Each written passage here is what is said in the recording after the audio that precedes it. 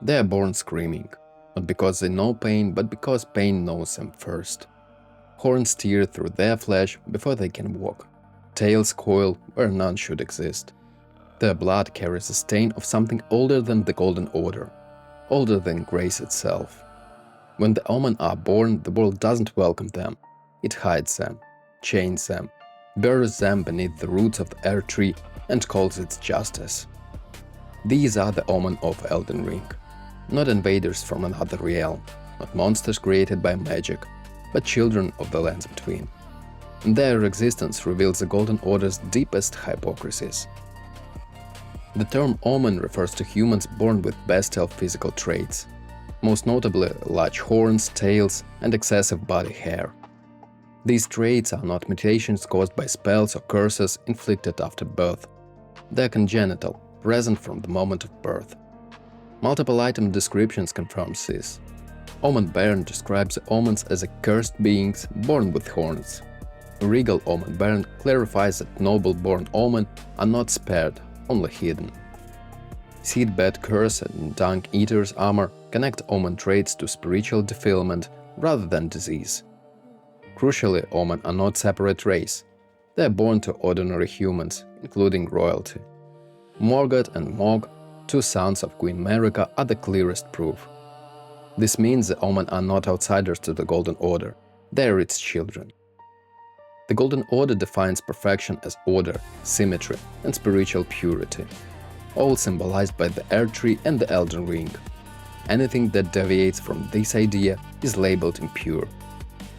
The Omen's bodies reflect the pre-Erdtree form of life, one associated with abundance, wildness, and chaotic growth. Their horns resemble those seen in Crucible, Arab beings such as Misbegotten and Crucible Knights. The Crucible of life is described in item lore as a primordial state of the Erdtree, when life was blended together, before being refined into order. From the Golden Order's perspective, the Omen are living reminders of a world that should no longer exist.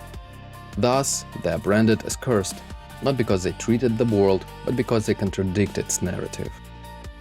The fate of an Omen depends on where they are born.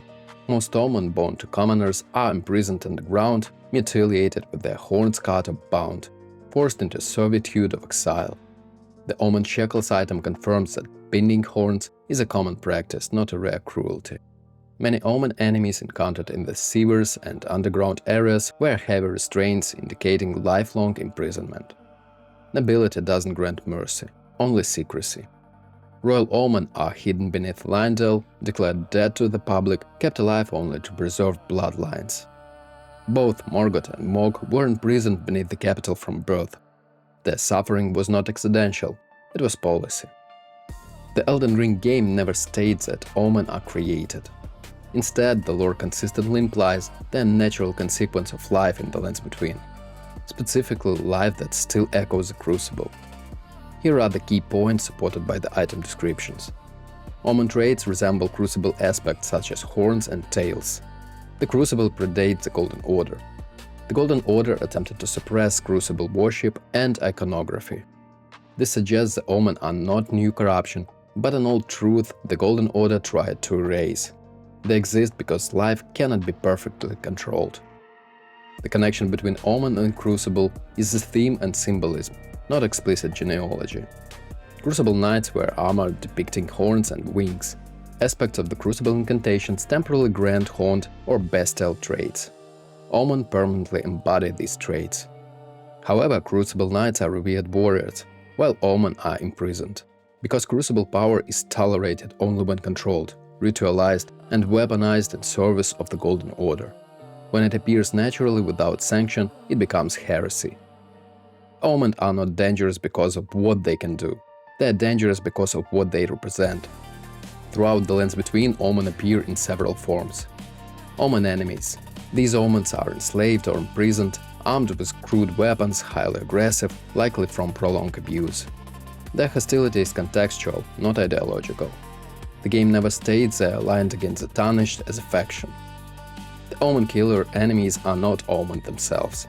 Their name is literal. They are executioners tasked with hunting and killing Omen, wielding tools designed to punish bodies with horns and tails. The existence of a specialized profession for killing Omens speaks volumes about how widespread the practice was. Morgott, the Omen King, is a contradiction given flesh. Despite being imprisoned and despised, Morgott defends Leyndell, upholds the Golden Order and condemns the tarnished for the seeking the Elden Ring. His title, the Grace Given, is deeply ironic. Grace was denied to him publicly, yet he serves it absolutely. Item descriptions and dialogue confirm that Morgott never sought revenge against the Order. Instead, he internalized its judgment and turned his suffering into duty. He is not rebelling, he is enduring. Mohg, Lord of the Blood, represents the opposite response. Unlike Morgott, Mohg rejects the Golden Order, aligns with Formless Mother, another god, and embraces his cursed blood as sacred. The Bloodborne incantation and Mohg's remembrance explicitly link his power to an external god who values wounds, blood, and sacrifice, things the Golden Order rejects. Mohg's dynasty is not just ambition, he's a counter-theology, a world where Omen traits are not cursed but divine. The Omen have no formal factions in the Lands Between. However, they share thematic alignment with those persecuted by the Golden Order, Crucible-associated beings, outcasts, and reviled races. Importantly, there is no evidence that Omen, Misbegotten, or other groups actively cooperate. Their connection is ideological and symbolic, not organizational. The Lands Between is not a world of alliances, it is a world of survivors. The Omen are not mystery to be solved, they are truth to be confronted. They reveal that the Golden Order's perfection is maintained through selective grace, institutional cruelty, the erase of inconvenient life. The Erdtree doesn't reject the Omen, but the system built around it does, and in that distinction lies the tragedy of the Lands Between. Thanks for watching, hit that like button, subscribe for more Elden Ring lore, and stay sharp out there, Tarnished.